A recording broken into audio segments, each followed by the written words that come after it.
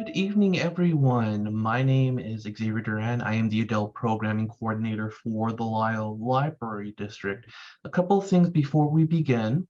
We are in what's called webinar mode, which means that myself and our presenter are the only ones with an active camera and speaker. So if you have just gotten back from work or still in the middle of dinner, no need to worry about us hearing you chew or seeing you in your pajamas. We are the ones with an active camera and microphone. Because we have an active camera and microphone, that means we won't be able to hear or see you. So if you have a question, please put that into the Q&A section down below on the bar, and we will get to the question when we have an opportunity to. With that said, I'll go ahead and hand this over to history faculty member for the Department of History at the College of DuPage, Edward Bates. Okay, thank you, Xavier. Hello, everyone. I'm Edward Bates. If you ask questions, I would prefer to be referred to as Edward. I'm going to share my screen right now so that I can get my PowerPoint up here. And there it is. Okay, and we'll make that active. Okay. I just want to cover a couple, and this is these are the things I like to talk about. General things about history, I call them historical isms. The first one of which is historical fatalism. And these are my terms. By historical fatalism, what I mean is you've often heard the cliche, history repeats itself. History repeats itself. Well, historians don't really care for that saying because history really doesn't repeat itself. It isn't fatal that things are going to happen exactly like they happened before. There are way too many variables involved. Are there similarities over history? Of course there are, but there is no absolute historical fatalism. Another one I would refer to as historical absolutism. And that is that when historians study something, we don't use terms like all and every. We use terms like some and many. A good example, we often hear about the Civil War in the United States, and it said, well, all of the North was all industry and the South was all agriculture, and that's it. Well, that's nowhere close to being true. There was clearly agriculture in the North, and there was also industry in the South. So you have to stay away from ideas that everything is absolute. It's not. Here's another good example. Roughly 1/3 of European immigrants to the United States during the late 19th and early 20th centuries returned to their previous country. That's not a really widely known fact or very widely talked about fact, but it demonstrates that historical absolutism is not something that we want to do when we look at a historical topic. The next thing I want to cover is what we commonly call the push and pull of immigration. So this is what makes immigration happen from one country to another. The push involves the reason for leaving the sending country. The pull is why the immigrant arrives at a specific receiving nation. So my question to all of you, feel free to ask it or enter an observation if you would like, is generally, which one do you think is more influential in the decision to immigrate, push or pull? Do I have any takers, Xavier? No, let's see. Okay, I'll move ahead. Generally, it is considered the push. Now, remember I said that we're staying away from historical absolutism, and that's why I use the word generally. Generally, it is the push. And if you think of some of the most famous immigrations in United States history, think about, for instance, the Cubans that left Cuba in the 50s, 60s, et cetera. If there was no Fidel Castro in Cuba, would they have left Cuba? That's pretty doubtful.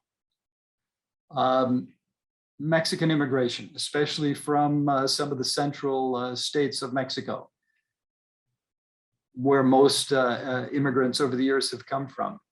If the situation was more economically viable in those areas, would they have left Mexico? Would they have left their language, their culture, their families, their history? No, generally speaking. So I think there's a tendency for us in the United States to think, oh, well, it's the pull. Doesn't everybody want to come here? Yes, this is the greatest nation in the world, but you also have a certain affinity to the nation that you have come from. And it is a really tough decision to leave that. I would add something else to that is generally, and I'm going to use a term that I'll explain, is generally immigrants that go from one country to another are also what you could refer to as edgy people, people who live on the edge, people who are willing to take a chance, because it is a big chance.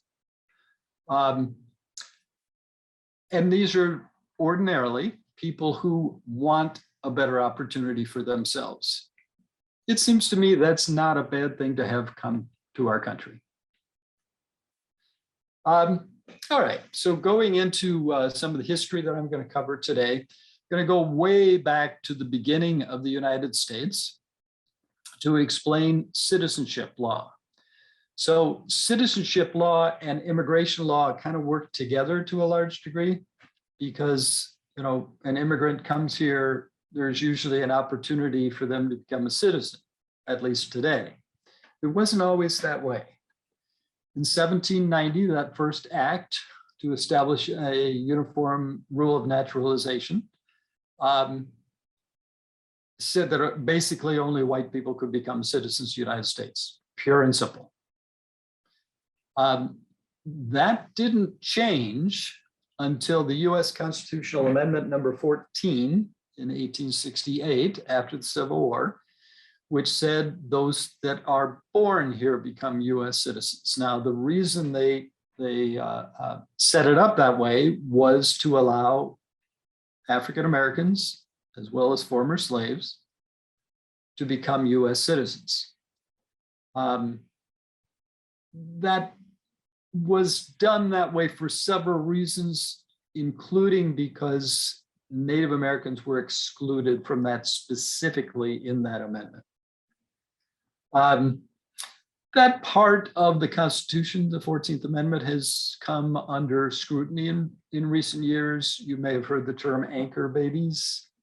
The idea that people are coming here just to have babies so they become US citizens, and certainly that exists. But I don't expect this amendment to be changed anytime in the near future. The next is an 1882 act, which was to execute certain treaty stipulations relating to the Chinese. What's interesting about, and it's called the Chinese Exclusion Act, is the more common term for this law. It basically said that Chinese laborers were not to be admitted to the United States.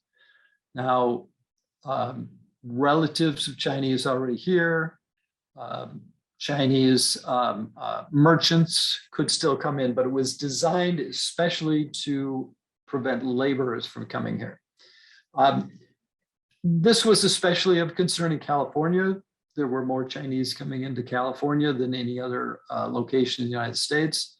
And especially white laborers in that area felt very intimidated by the Chinese because the Chinese worked for less and they also worked very hard.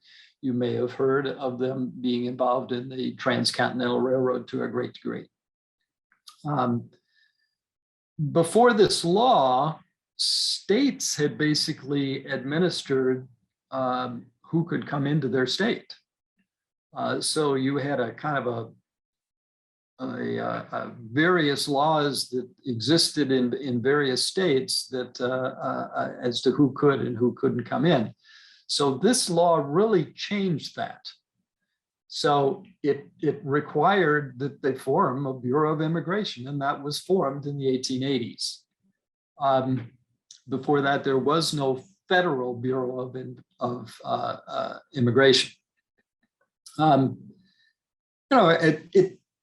It is also important for a couple other reasons. It's important because the first time we had a law after the only white people became citizens and then allowing African Americans to become citizens, the first time we had a law regarding immigration, we banned people based upon their race or ethnicity.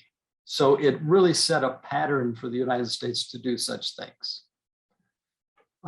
More immigration laws came in the 1880s. One is likely to become a public charge. I refer to as LPC.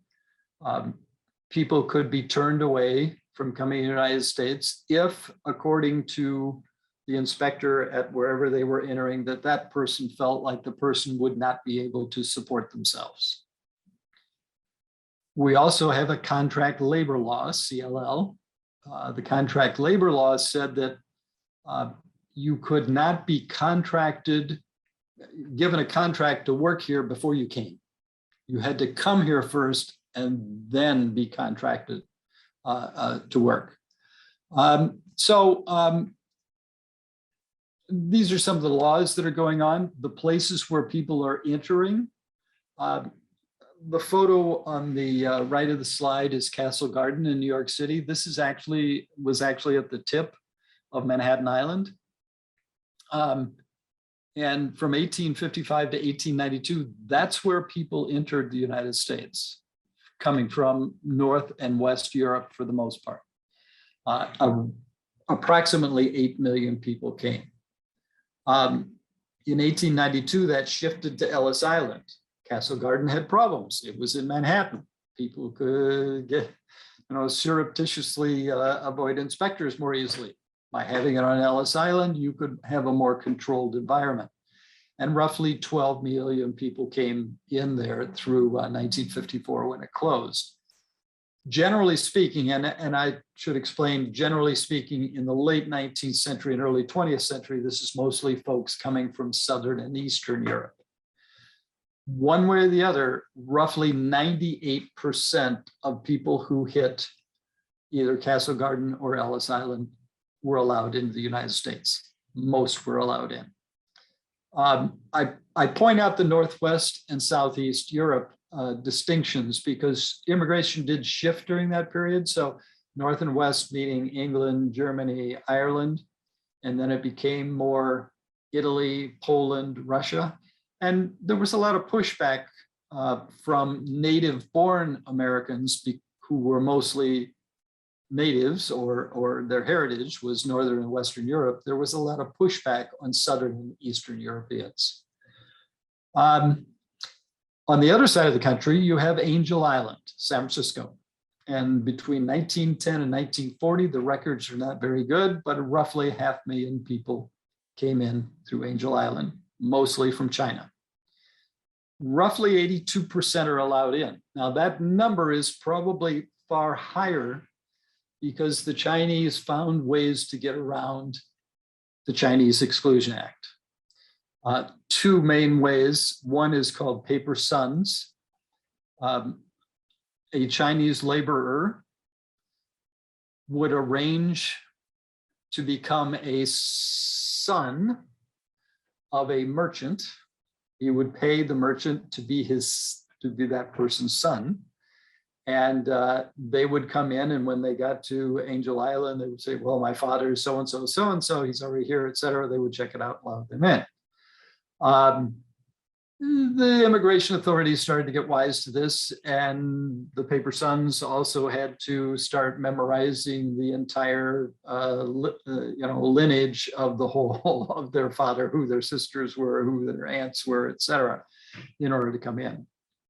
Another way that the Chinese got around the law, Chinese Exclusion Act, was because of the 1906 earthquake in San Francisco, which destroyed many of the records there. So they could claim parental, well, that person was my parent, I'm related to them, or I was here before, or whatever. You just don't have the records. And that's why that percentage is 82%. It probably would have been far under that if not for these two methods. Now, when we get to border immigration, it becomes more problematic. When you're dealing with immigrants on an island where you can keep it a more controlled situation, is much different than having a border, for instance, the Mexico-US border that is so long and so many different places in which people can enter the United States. So in many ways, when Mexican immigration started to ramp up, and that was somewhat in the late 19th, but more into the 1910s, quite frankly, border officials were not ready for it. One of the important laws from this period is the Immigration Act of 1917. So since the 1890s, it had been debated about requiring immigrants to be literate in order to enter the United States. It's also tied up in the likely to become a public charge idea, et cetera, that kind of thing. Now, to explain, they needed to be literate in their own language, not in English. And as a result, the border officials had to have people who spoke many different languages so that they could test them appropriately. It was actually, this Immigration Act of 1917 was passed over Woodrow Wilson's veto. And at that time in Mexico, roughly 68% of the people were illiterate in 1910. In 1921 was 65%. So it was a very high percentage were illiterate, and undoubtedly most of the laborers who would come in were probably illiterate. The act also doubled the head tax. So before that you had to pay $4, now you had to pay $8. Those numbers seem small today, but in 1917, those are pretty significant numbers. You also needed a passport. Well, you have to pay to get a passport, and that's can be further difficulty. There was also a physical exam. You see the middle photo on the right, that's checking people for an eye disease, trachoma, I believe is the name, at Ellis Island.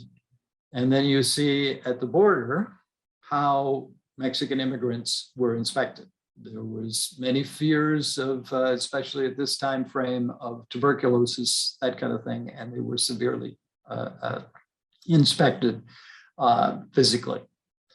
The LPC and CLL were also included in this Immigration Act of 1917. So all of this is going to be prohibitive for Mexican laborers. Well, what's interesting about the act is when it happened. It passed in February 1917, and it was to go into effect on May 1st. Well, it so happened that in between those two dates, the United States entered the Great War, World War I, on April 6th. So a guest worker program began May 23rd, 1917. And I'll go into the specifics on why that happened.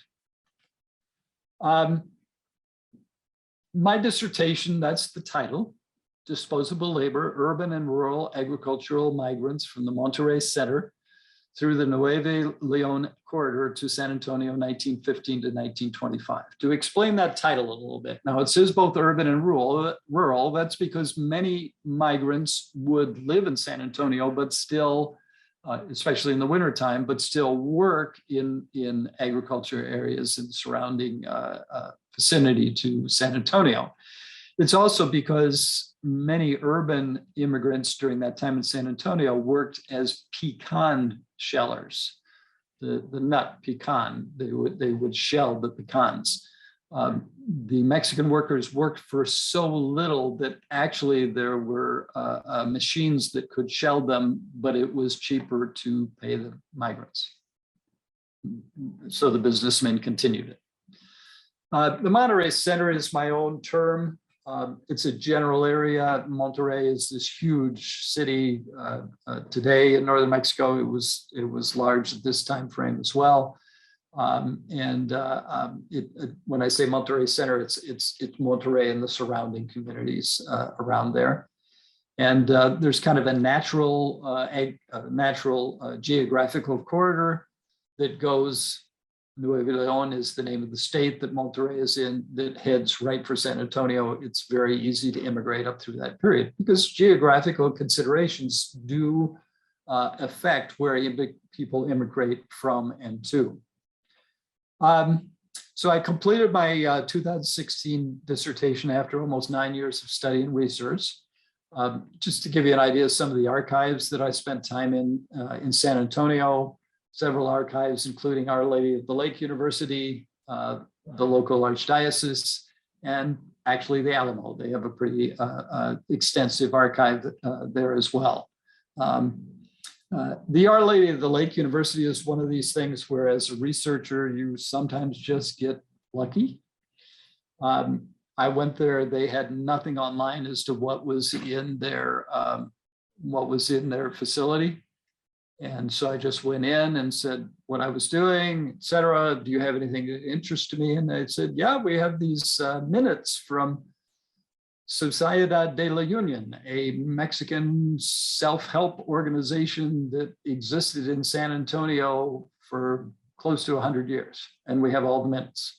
Well, come to find out, there had been another historian in the 70s that had used them, but I, to that point, was the only other person who had ever used these. Now, this was not a walk in the park, though. These are minutes handwritten in Spanish. So it was, I can read Spanish, but it was still quite a chore making out people's handwriting as well. In Austin, Texas, I spent time at both the state archives and the University of Texas. Fort Worth, Texas, there are federal archives. And I spent about 10 days in the National Archives in Washington, D.C. Fascinating place to go to.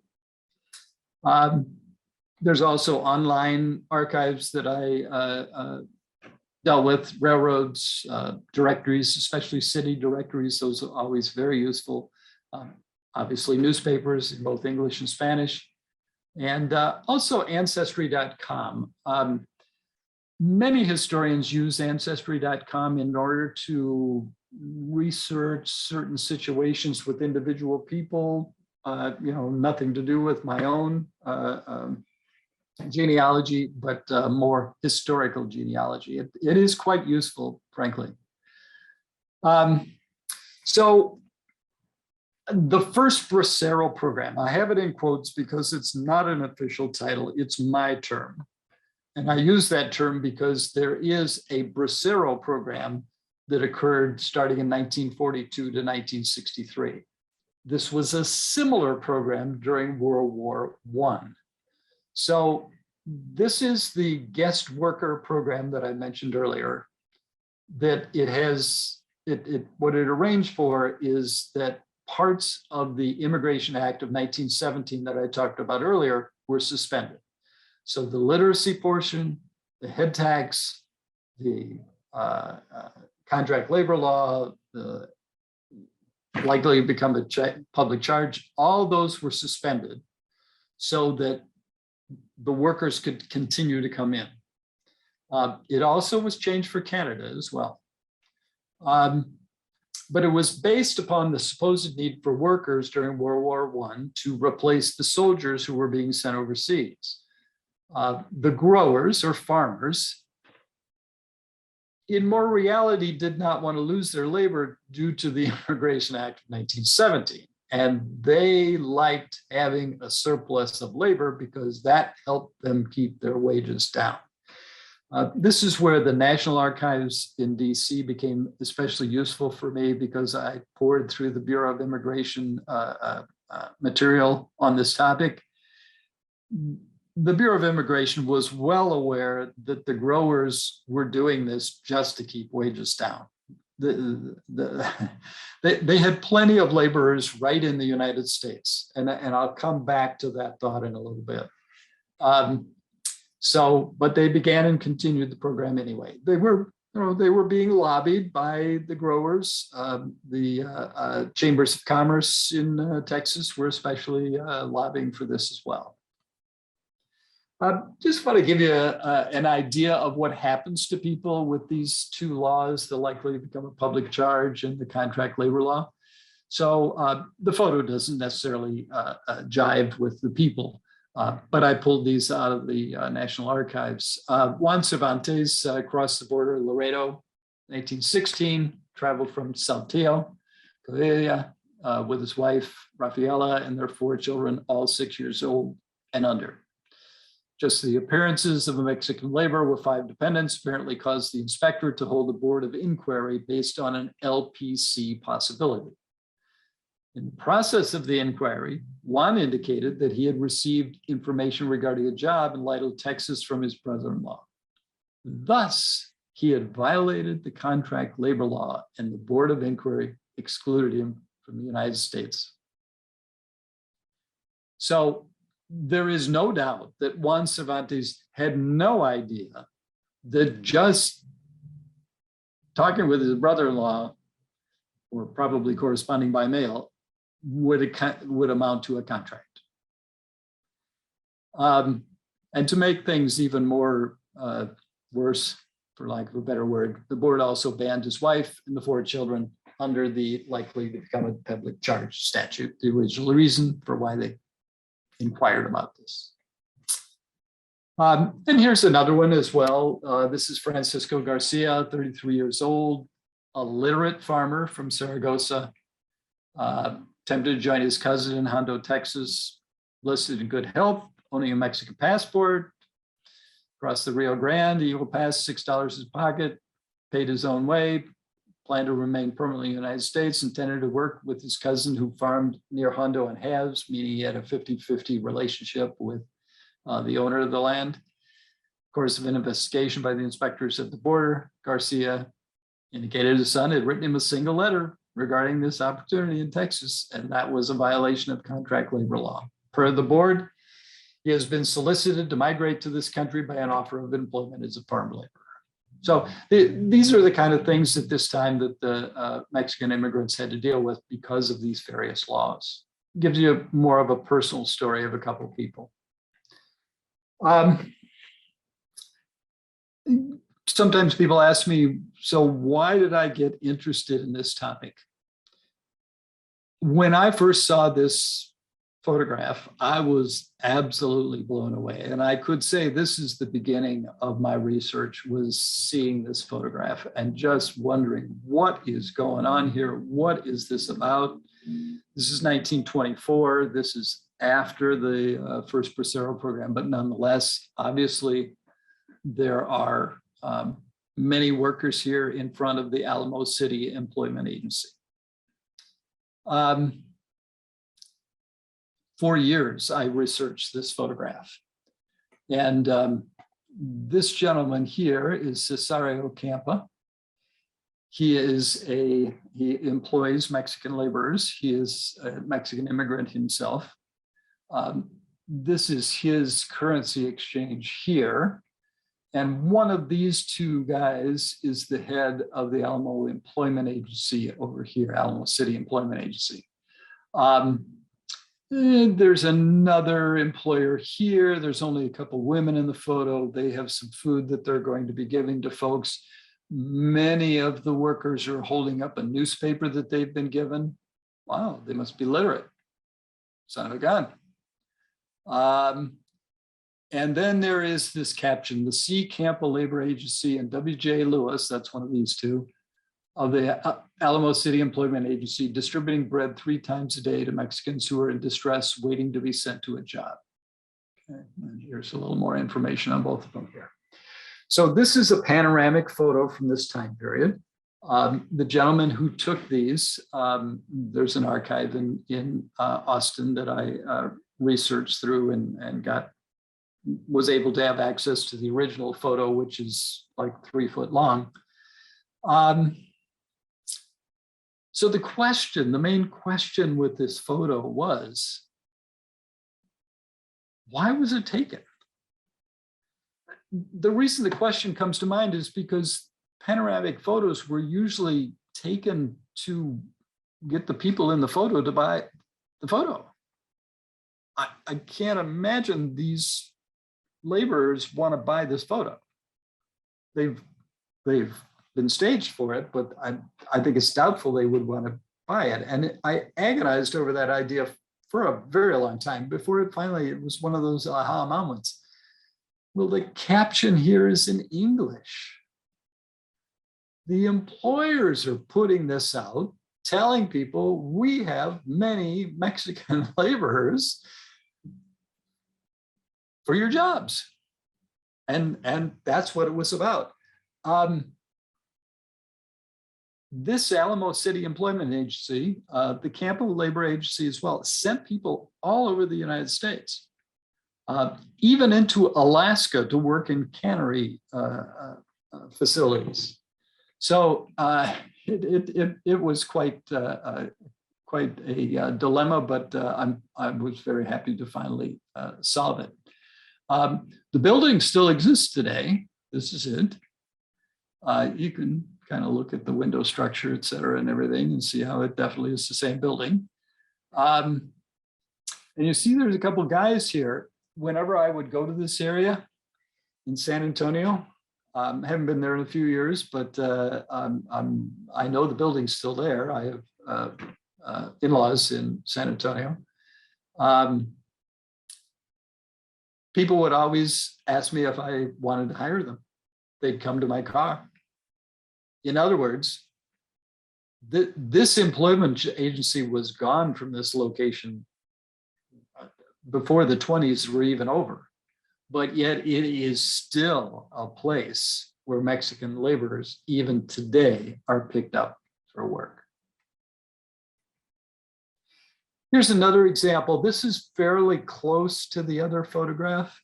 And again, it's kind of hard to see, it's a little dark, but it's similar in that it's Mexican laborers, but it's different in that it's families and it's their belongings. And you see what the caption is: shipment to beet fields in Colorado, the RC Burbank Labor Agency. The shipment, it's referring to the workers. They're referring to the workers as a shipment. So this is what I wanted to return to. There's a tendency to believe all Mexican workers came directly from Mexico. This absolutely ignores the significant quantity born in the United States. This is perhaps the stereotype that still is present today. How many of you assumed when you saw the two photos I gave you that those were Mexican immigrants? My own personal research on the organization I mentioned that I went through the minutes on, Sociedad de la Union, in that 10-year period, 44% of the people who joined that organization were born in the United States. So you could roughly say, generally speaking, half of the folks probably in those photos are born in the United States. Now, I don't want to mislead you regarding the labor recruiters. That would be the nice name. The slang is enganchadore. It actually in Spanish means the hooker. Now, not that kind of hooker, but a hooker, and is somebody who is trying to hook a fish. You could say it's a predecessor to the modern coyote. Many worked within the United States, though, that's different. And it's also different because a job was provided. The worker was often referred to as the enganchadado, the hooked. So, you know, we have these enganchadores. It has been argued over history that they are abusing the laborers. To a degree, perhaps, but to a degree, keep in mind that these are, for the most part, Mexican immigrants themselves. They're somebody speaking the workers' language. They are finding them a job. etc. So it is definitely different than a coyote, but something that is, I guess I could use the word controversial. So my premise on my dissertation is that what all of this amounts to is disposable labor. The first Bracero program and ethnic employment agencies in South Texas attracted workers escaping the Mexican Revolution, that's 1910 to 1920 roughly, and economic hardship and moving into urban and rural agricultural employment. The government project and the agencies transported laborers throughout the United States into areas previously unacquainted with Mexicanos. When I use the term Mexicanos, I'm referring to people of Mexican heritage, whether they were born in Mexico or born in the United States. As a result of this dispersal, Anglos, meaning whites, in many areas of the United States formed a stereotypical view of Mexicanos as inexpensive and dependable workers, but also foreign and discardable. Both due to their reception from Anglos in the United States, as well as a propensity to return to their home nation, most Mexican immigrants shunned naturalization, i.e. becoming citizens. Mexicanos, both Mexican and American born, became a group categorized as cheap and dependable labor, but not an ethnicity worthy of US citizenship. Throughout the 1900s, when ethnic groups from around the world became accepted and even celebrated, some of those groups from Italy, Poland, etc., Mexicanos continued to suffer under the yoke of a stereotype born during the early portion of the century. My premise is that the first Bracero program is the beginning of this view of Mexicanos in general as disposable labor. When you're here, we want you, you do a great job, but when you're done, go home. In the 1920s, we started to get more immigration restriction. So this is at kind of the tail end of my period with the first Bracero program. So some fears started to intensify. Organized labor opposed immigration. They felt like they were losing jobs, not unlike the Californians were concerned in the 1880s.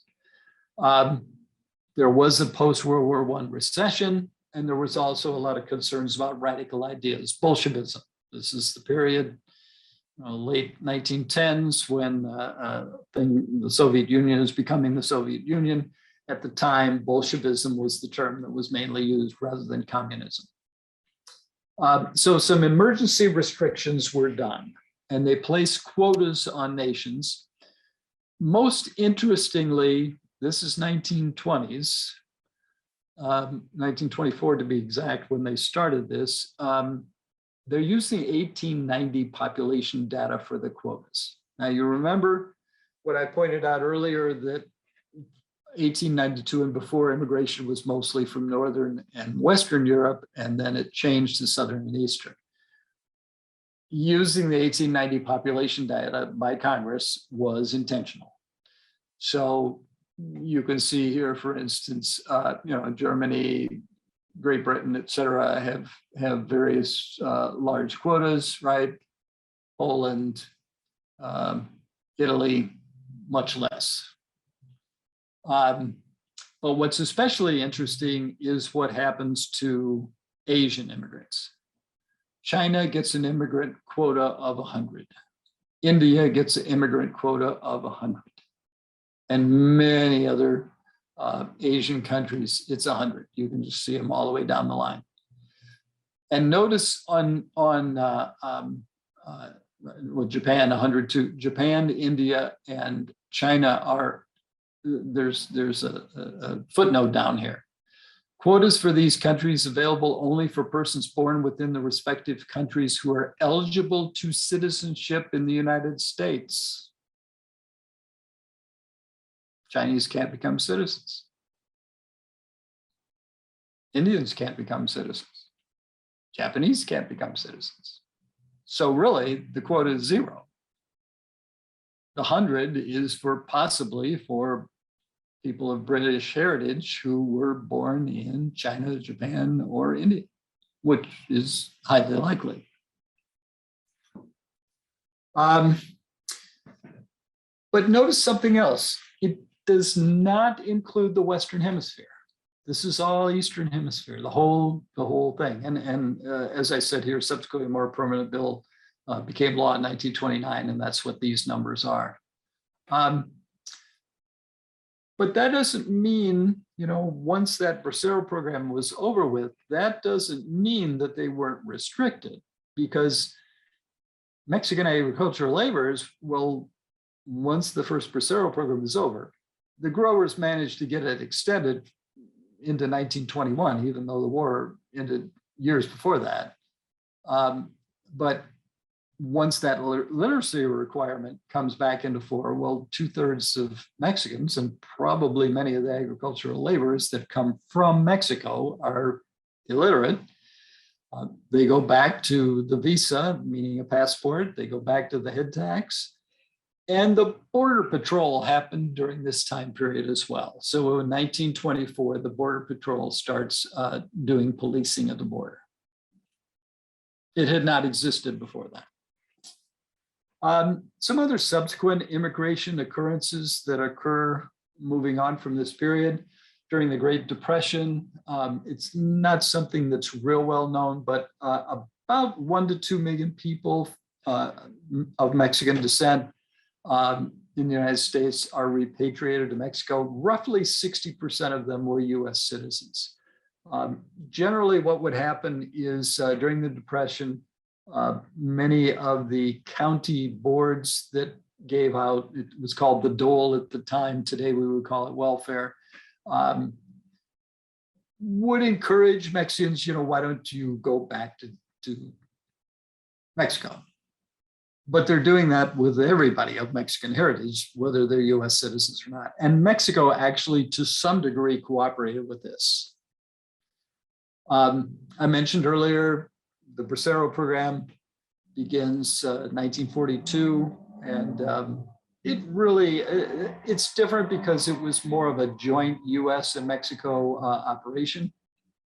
But this is the justification for the law. The growers want a labor supply, which on the one hand is ready and willing to meet short-term work requirements, and which on the other hand will not impose economic, social problems on them or on their work or on their community when the work is finished. Sound familiar? We want you here when we want you here, but when you're done, go home. Late 20th century law, the most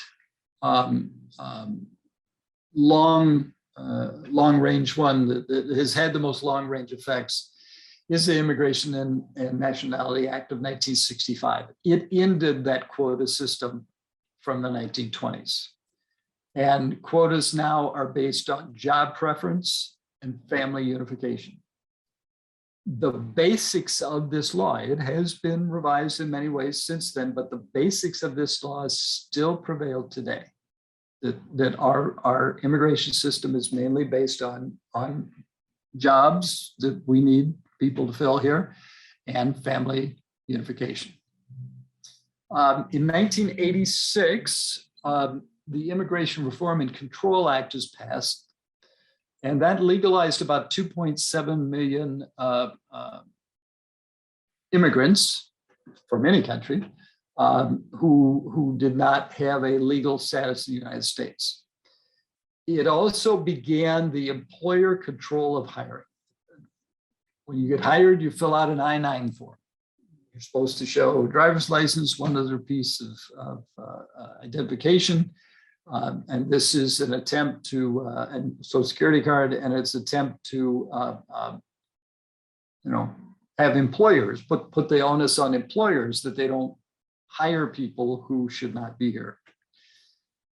Well, the documents are easily forged. Employers are not savvy to, forge documents, et cetera. So that was circumvented actually fairly easily. Today, present, there is electronic database where employers can check more readily.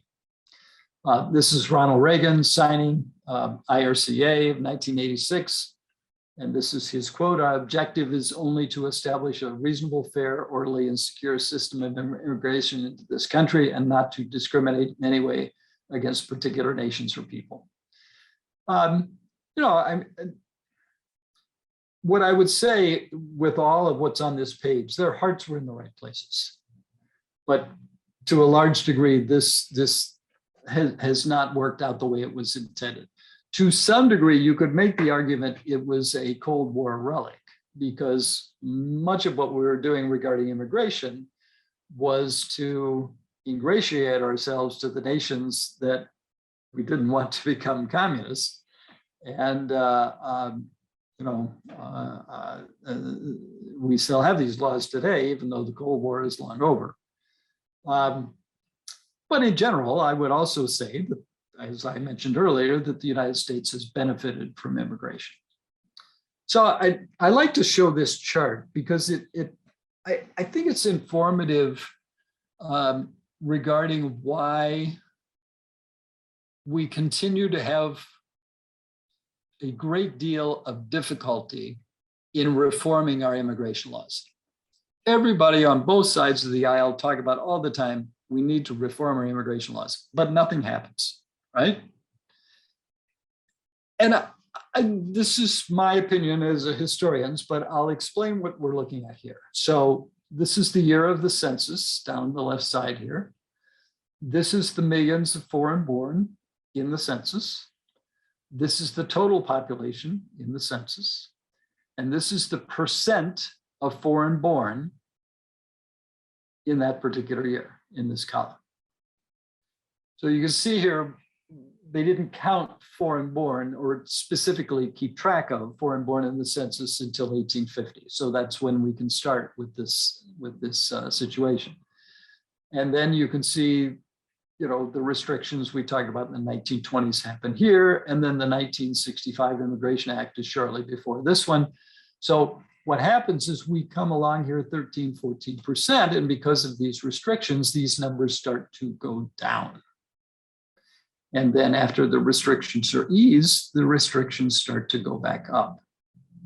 Now, I understand 44.9 million, right? 13.7% is much different number than 4.3 million. But so is 31.4 million from 331.4 million, right? We have a lot more people here. So what I would point out is the present day percentages are not the historical aberration. This is. The historical aberration is when we had these severe restrictions on who could come here. The tendency in the United States was to more have a foreign-born population of these types of percentages, not these types of percentages. But so many of our legislators, I'm not a legislator, but including myself, were born and went to school, et cetera, in this period. I think a lot of folks that are in DC don't really understand multiculturalism. Right? I think that has caused a lot of the logjam in trying to get some laws passed on immigration. Xavier, questions?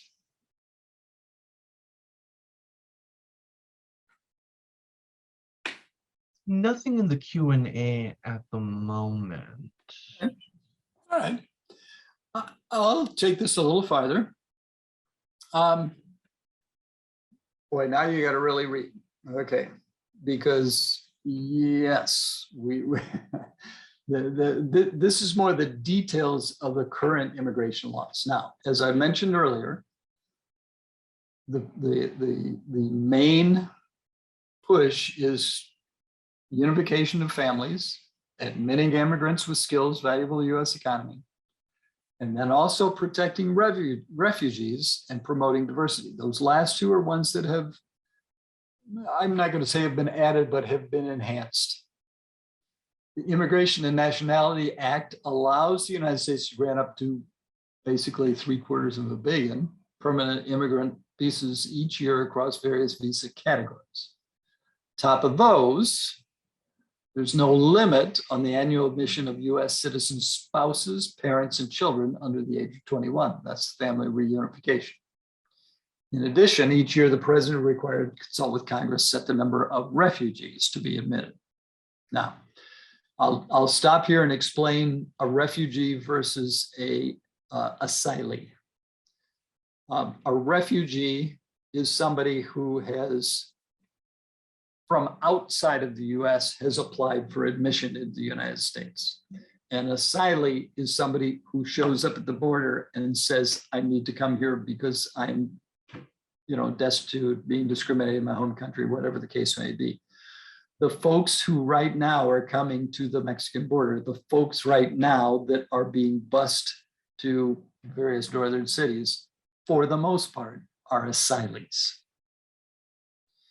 Once a person obtains an immigrant visa, comes to the United States, they become a lawful permanent resident, often referred to as a green card holder. These folks are eligible to apply for nearly all jobs and can remain in the country permanently, even if they are unemployed. After residing in the United States for 5 years or 3 years, some circumstances, they are eligible to apply for US citizenship. Note that in most cases, 5 years before you can apply. You cannot apply without first becoming a green card holder. Each year, the United States also admits a variety of non-citizens on a temporary basis, such non-immigrant visas. So we do still have temporary worker programs. We also have tourist visas, foreign students visas, et cetera. Now, there are many cases of various of these folks overstaying their visas. While certain employment-based visas are subject to annual caps, other non-immigrant visas have no numerical limits, including the tourist and student visas. We certainly want tourists to come here and students as well. Oh, looks like we got a question, Xavier. One of them, what percentage of asylum seekers get legal status to stay, become citizens? It's not that high of a percentage. I think it can fluctuate quite a bit. I do not have the numbers in front of me. But it's a significant number, but it's not like 75, 80, 90%. I think it's in more like 20, 30%. But the reason I'm being somewhat ambiguous on this, it kind of depends on where they're coming from. Many asylees were coming from Mexico, and I think many of those were refused. But now, we'll go back to Cold War relic, right? Now we have people coming from Venezuela, from Nicaragua, from Cuba, nations that are socialists, if not in some cases Marxist. And we are a lot more sympathetic to folks coming from those areas. For a long time, Cuba, and speaking of Cold War relics, Cuba, even with the asylees, had a wet foot, dry foot policy that if you could just get to Florida and get 1 foot on land, you were in.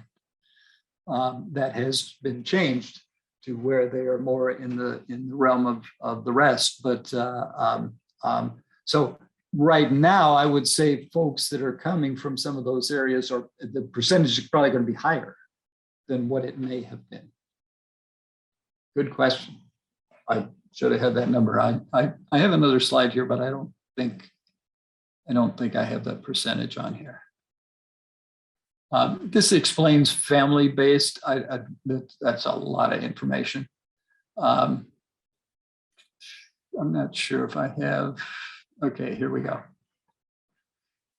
Well, in 2019, 46,508 individuals were granted asylum. Now that's of course not giving you a percentage. but I would say that percentage was probably pretty low, because there are more people seeking asylum right now at the border than what there were then. The refugees, you can see what the limit was in 2021. So, and both of these explain refugees and asylees a little better. Refugees are admitted to the United States based upon their inability to return to their home countries because of a well-founded fear of persecution to their race, membership in a particular group, political opinion, religion, or national origin. Refugees apply for admission from outside the United States, generally from a transition country, could be Mexico, could be somewhere else, that is outside their home country. The admission of refugees turns on numerous factors, such as the degree of risk they face, membership in a group that is of special concern to the United States, from some of those socialist countries, designated yearly by the President of Congress, etc. Asylum is available to persons already in the United States who are seeking protection based on the same 5 protected grounds as refugees. They may apply at a port of entry at the time they seek admission or within 1 year of arriving in the United States. There is no limit on the number of individuals who may be granted asylum each year, nor are there specific categories for determining who may seek asylum. With that information in there, you can see why there are many folks coming from some of those areas. I mean, I don't know the exact numbers, but for instance, the loss of people from Venezuela, even before many started coming here, they were coming to Colombia, and it's in the millions that left there. One of the things I think about this too, using a historical example of people leaving these countries, very often this is what you could refer to as a brain drain. We used to refer to the movement into West Germany from East Germany, that was one of the reasons why the Soviets and the East Germans at the time built the wall, is because they were losing the best people in their country because of the situation where they were coming from. I'm not sure the ages of the people in the group, but many people my age would remember the lengths to which East Germans would do to scale walls, to swim canals, to tunnel under, whatever, to leave. Immigrants tend to be these edgy people. These are people I think that we want here. Do we need to go through a process? Of course we do.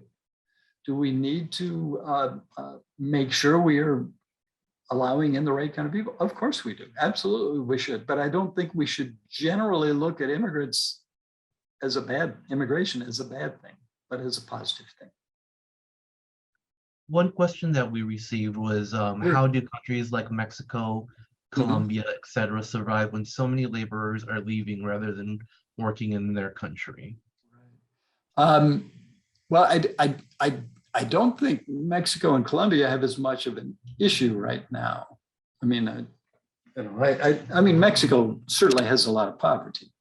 So, I think that I didn't mention this up front. My wife is Mexican American. I've spent a lot of time in Mexico myself, and yes, there is great poverty there, but it certainly is not the same situation as somewhere like Venezuela, where people are, being killed based upon their political views, et cetera. And that's why they went to Colombia. I guess my bigger question, like with Colombia, is how is Colombia faring with all of the immigrants from Venezuela that went there? Not being a historian of South America, I can't really address that without, further research. But I think that would be the most apropos question to what you're asking about. So, is how did Colombia deal with so many folks that left Venezuela and came there? So, there's another current situation going on right now, and I haven't heard too much about it, but this would be a good question. How is Poland dealing with so many immigrants that have come from Ukraine. Issues with immigration today are not just a US issue, they are a worldwide issue.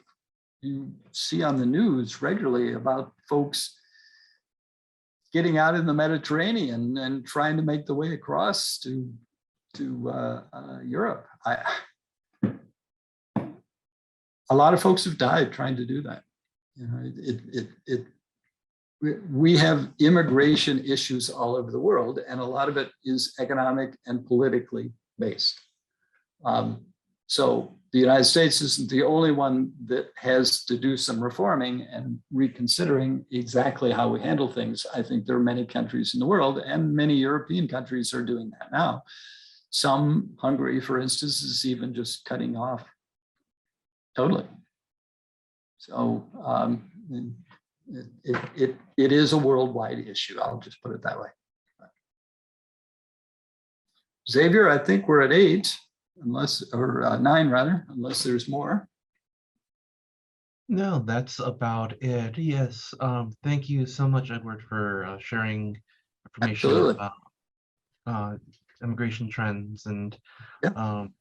immigration being a worldwide Sure. a worldwide issue rather than one specific to us. Sure. Yeah, very good. Looks like one more question. I don't mind if you want to take it. I know you got to get out of there. Thank you. It just says thank you. Oh, okay. Very good. You're welcome. My pleasure. So very good. Thank you, everyone. Thank you so much, Edward, and thank you to everyone for joining us this evening. A recording of this will be available on our YouTube channel soon. Edward, again, thank you, and everyone have a great night. Thank you, Xavier. Everybody else. Bye-bye.